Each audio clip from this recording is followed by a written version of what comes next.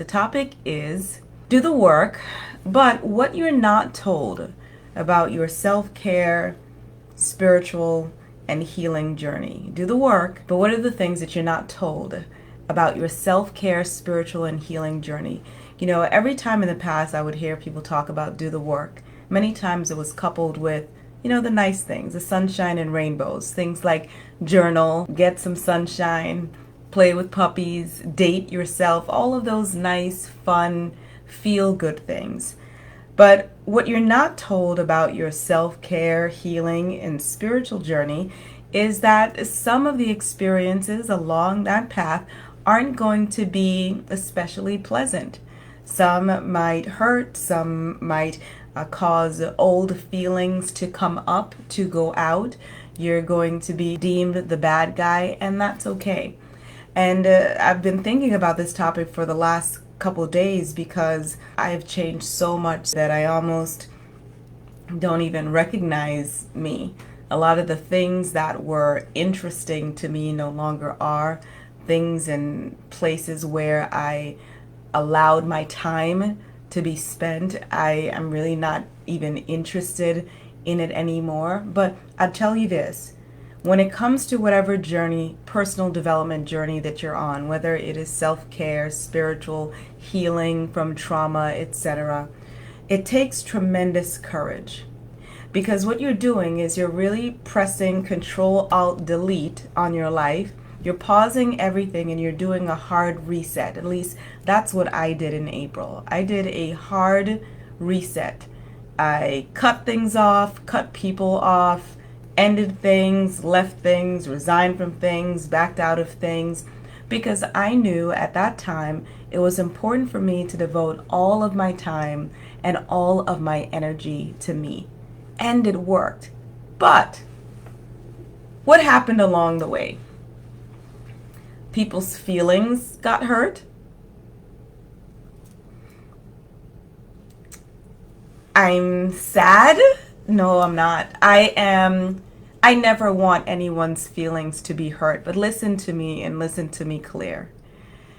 If it is between your feelings being hurt and another person's feelings being hurt, you're going to have to hurt feelings, especially if it's about your personal development. So yes, there were people that were disappointed by my abrupt shutdown. There were people who were disappointed that I wouldn't be available in the ways that I was available in the past, but it was necessary.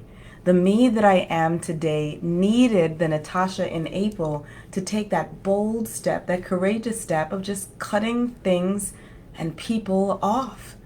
And no, everyone doesn't always understand the steps that you have to take, and that's okay.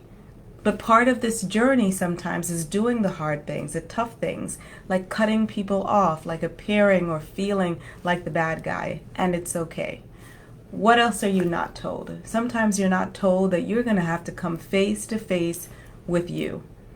All of your perks and quirks, your ego, all of your moods, all of the things that make you you, you're going to have to come face to face with all of that and determine for yourself if it is something that is a part of you and you are unwilling to let go of because it's so interwoven into who you are, or if it's something that really has been a barrier to your personal and professional development. I've been face to face with me. I've been analyzing every part of me and the things that I do, the things that I've allowed, the people I'm around, people that I haven't been around, etc. I've been conducting an audit. And on this journey, sometimes you have to do that. You've got to take into account and audit every area of your life. Family, friends, social, professional, financial, physical, emotional. Conduct an audit and take an honest look at where you are. And if you're pleased with the areas, then remain. But if there are areas where you know that change needs to happen, the only person that can make that change is you. So yeah, you're going to have to take the courageous step of looking into the mirror and really seeing you.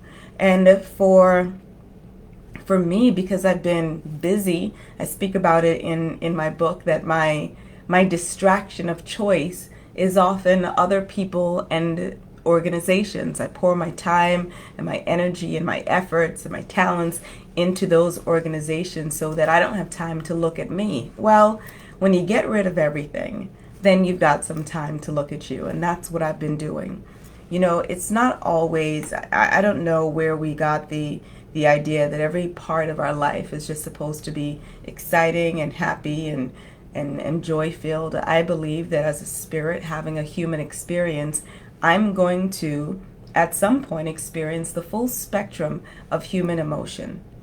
And sometimes that spectrum will have me in a place of grief, or have me in a place of frustration, or have me in a place of exhaustion. I don't believe things happen to me to teach me lessons, but because they happened, there is a lesson that I'm able to extract from it. And since April, I've been extracting so many lessons. Number one, boundaries. Lots of boundaries. Walls erected all over because they were necessary. And the people love them? No. But is that my concern? Also no. And it shouldn't be your concern either, because your goal is to be the absolute best version of you that you can be. Sometimes on this journey, whichever personal development journey that you're on, you're going to make decisions that people don't like, and that's okay. You're going to have to opt out of some things. You're going to have to decline some invitations. You're going to have to, be alone sometimes, and that's okay. One of the greatest things that I like about myself is I am so okay being just with me. I love the sound of nothingness. I love the sound of absolute quiet. I don't need to be around people. That's just the introvert in me. But I think one of the best things that you can do, and anyone can do for themselves, is to be comfortable in their skin, comfortable enough that they don't need anyone else to be around. We're not talking about relationships. We're talking about your ability to sit with your thoughts without music playing, without any distractions. Just sit and be with you.